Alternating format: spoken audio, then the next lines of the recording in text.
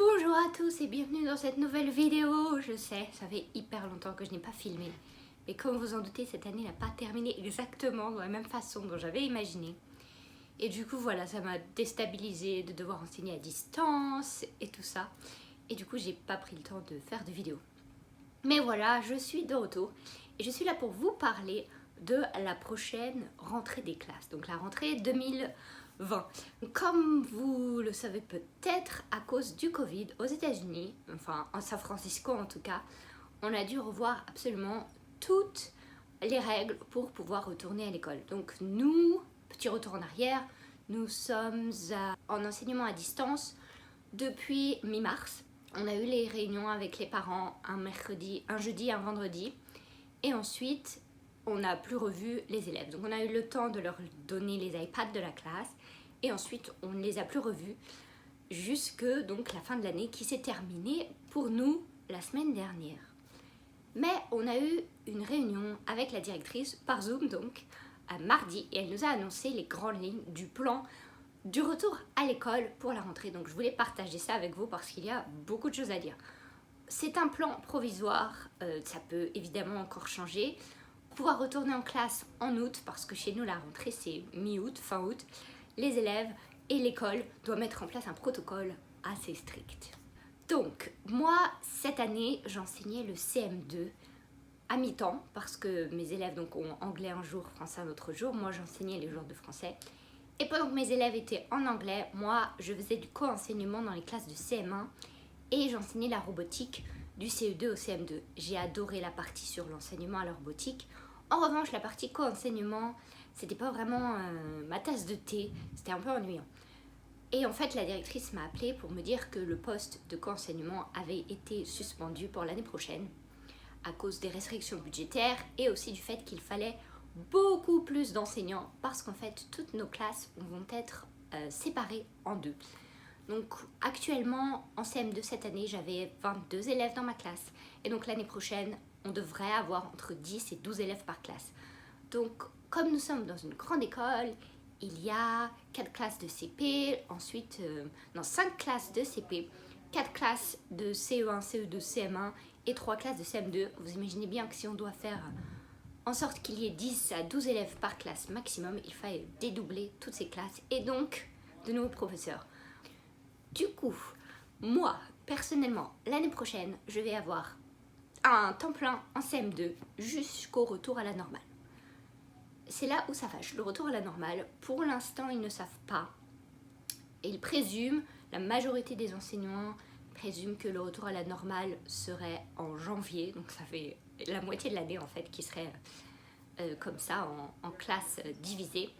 Certains, la directrice par exemple qui est plutôt pessimiste, va jusqu'à dire que ça peut durer jusqu'en mars, jusqu'au spring break en fait chez nous. Donc là ça fait vraiment loin. Imaginons que nous soyons dans ce cas jusqu'en janvier.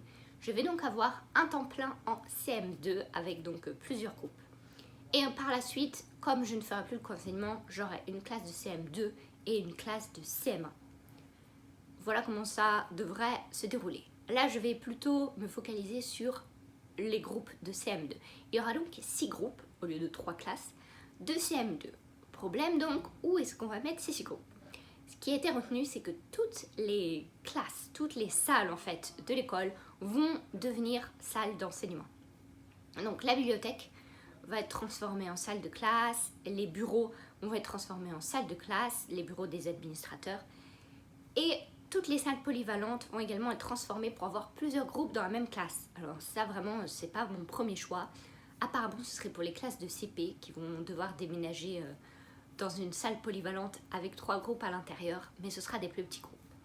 Nous, pour les CM2, on a aussi été obligés de déménager, enfin on va être obligés de déménager parce que on va devoir aller au 4e étage. Le 4e étage de notre école, que je vous le fasse, donc c'est une grande école. Au rez-de-chaussée, il y a les classes de CP qui vont devenir des classes de maternelle. La grande section de maternelle va venir dans ce campus-là. Au premier étage, il y a les élèves de CE1 et une partie des classes de CE2.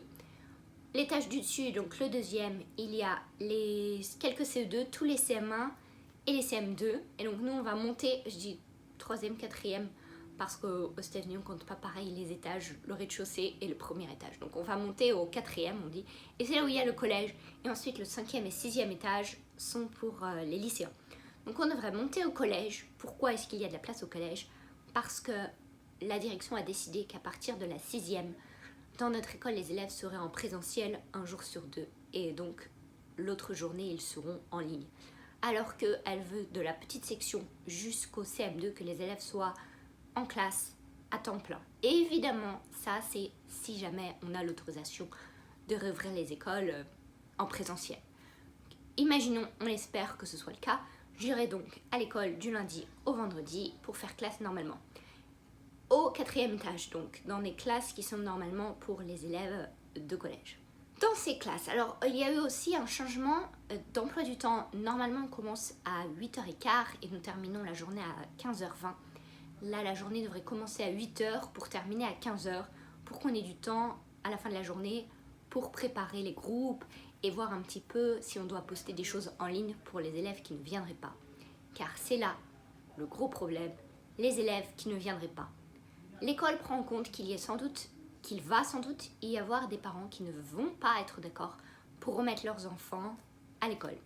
Dans ces cas-là, comment est-ce qu'on fait, nous, si on doit être 5 jours à l'école, pour pouvoir en plus faire la continuité pédagogique à la maison? Et là, la solution de l'école, qui a eu un tollé pendant la réunion où la directrice nous l'a annoncé, donc mardi matin, c'est qu'il va y avoir des caméras dans la classe qui seraient en train de nous filmer donc en live pour que les élèves qui soient à la maison puissent regarder la classe. Donc ça ne m'enchante pas trop personnellement. Alors déjà il y a eu mais comment est-ce qu'on va faire pour filmer? Enfin ça va être compliqué, on bouge dans la classe. Alors ils installeraient des caméras movibles, donc qui nous suivraient dans la classe. Il y a aussi les questions des droits d'auteur des élèves, on ne peut pas vraiment les filmer. On ne sait pas si les parents à la maison ne vont pas enregistrer pour publier tout ce qu'ils voient. Enfin bref, il y a plein de choses contre ça. Donc pour l'instant, la directrice a dit que c'est ce qui allait se faire. C'est pas vraiment la directrice de l'élémentaire qui choisit, hein. C'est tout un ensemble de personnes qui décident. Ce serait le plan, donc filmer, et nous, en classe, on aurait donc nos groupes d'élèves. Pour l'instant, je peux vous dire, c'est pas définitif, ça peut encore changer, je vous tiendrai au courant. Mais voilà, ça ne m'enchante pas trop cette idée de caméra qui nous filme. Je ne sais pas ce que vous en pensez, mais ça ferait vraiment, enfin, je sais que je ferais plus attention à ce que je dis ou à ce que je fais, je sais pas. Ce serait beaucoup moins naturel, je pense. Dites-moi ce que vous en pensez. Ensuite, au sujet des groupes, donc ce seraient des groupes de 10 à 12 élèves. Et il y aurait 6 groupes. Et il y a eu cette question qui a été remontée de est-ce qu'on va vraiment faire à la classe, donc nous sommes polyvalents, on enseigne tout, 6 fois, enfin vous imaginez le temps de préparation, de préparer 6 fois, de faire la même chose 6 fois, mais aussi donc de le préparer comme ça. Pour tous les groupes, ça ferait beaucoup de travail.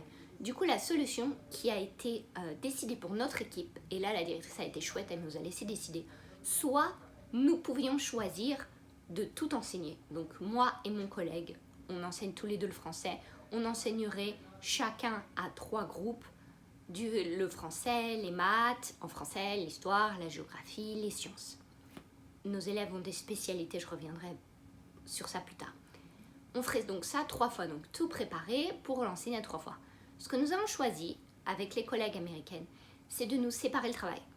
Donc ce qui a été choisi, c'est que moi, je vais enseigner les mathématiques et les sciences aux 6 groupes de CM2. Donc comme ça, je ne préparerai que les maths et les sciences. Et mon collègue préparerait la lecture, étude de la langue et l'histoire. On a ensuite eu, oui mais l'écriture. L'écriture, ça prend beaucoup de temps. Nous faisons les ateliers d'écriture, il y a beaucoup de corrections, surtout en CM2. Du coup, nous avons décidé que par contre, pour l'écriture, on s'occuperait de 3 groupes. Donc par exemple, le groupe ABC, moi je ferais l'écriture pour ces 3 groupes et mon collègue ferait l'écriture français pour les 3 autres groupes. Ça nous permet aussi d'avoir un groupe référent. Imaginez si les parents envoient un email, ils envoient un email à tout le monde, personne ne sait vraiment qui doit répondre à cet email, on doit s'envoyer des mails pour dire tu veux bien répondre. Alors du coup, ma collègue et moi qui avions une classe de CM2 ensemble cette année, on va s'occuper du groupe ABC pour répondre aux parents. et eux des 3 autres groupes. Et ce sera la même chose pour les bulletins. On fera ces 3-là, ils feront les 3 autres. Donc voilà comment ça va se passer. Dans la journée, techniquement, les élèves doivent rester dans la même classe. Ils n'ont pas le droit de bouger, ils vont avoir des bureaux séparés, ils auront tous un iPad, heureusement, on les a déjà, on aura une Apple TV dans la classe.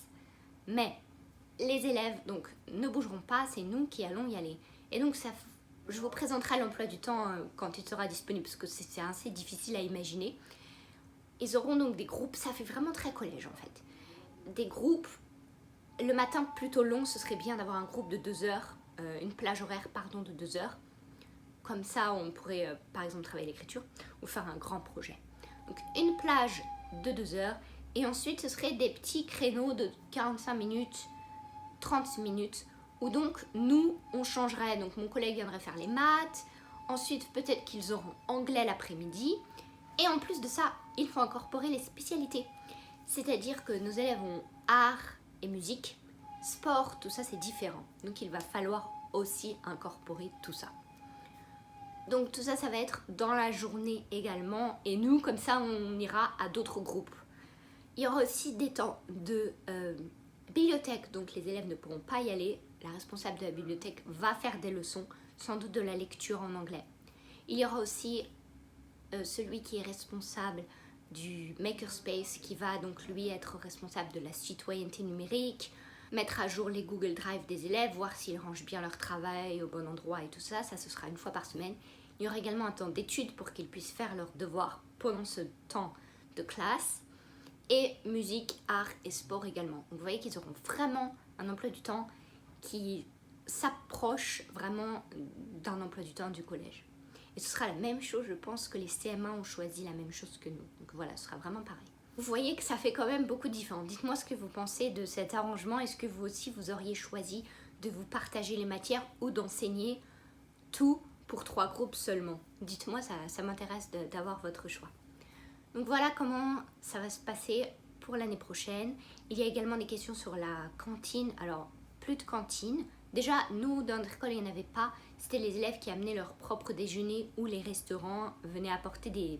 Vous savez, les sacs en papier avec le déjeuner à l'intérieur. Du coup, ça se fait encore, mais les élèves devront manger dans la classe. Les pauvres, ils ne bougeront quasiment pas de cette salle de classe. Ils iront en récréation, mais ça pourrait être vraiment très loin. Donc on a un gymnase dans notre école, mais il faut traverser, c'est assez loin, surtout si on est au 4e étage, donc de tout descendre, traverser la rue, aller au gymnase. Donc du coup, la direction a décidé d'allonger toutes les récréations. Donc au lieu de faire des récrés de 20 minutes, le matin et l'après-midi, elles seront de 30 minutes. Le déjeuner, ça ne changera pas, on a 1 heure de pause méridienne pour le déjeuner et les jeux libres en fait, donc ça va rester. Mais les récrés vont être allongés pour justement ces temps de transition qu'ils seront allongés. Je réfléchis si je n'ai pas oublié quelque chose. Donc voilà, en gros, je récapitule. Il y aura des classes divisées en 2, une séparation des élèves dans les classes avec chacun leur matériel, chacun leur iPad, on ne partagera pas. Toujours des spécialités. Ce sera une façon d'enseigner vraiment différente avec, je pense, moins de collaboration, ou en tout cas la collaboration se fera en ligne et pas avec les élèves qui travaillent en groupe. Donc l'intégration du numérique sera encore plus poussée. Et donc un emploi du temps qui change avec une journée de classe raccourcie mais un temps de préparation plus long pour nous. Et voilà. Et du coup la rentrée a été avancée de 2 jours pour les enseignants. Donc on va reprendre le 18 août ou le 17, le 18 je crois.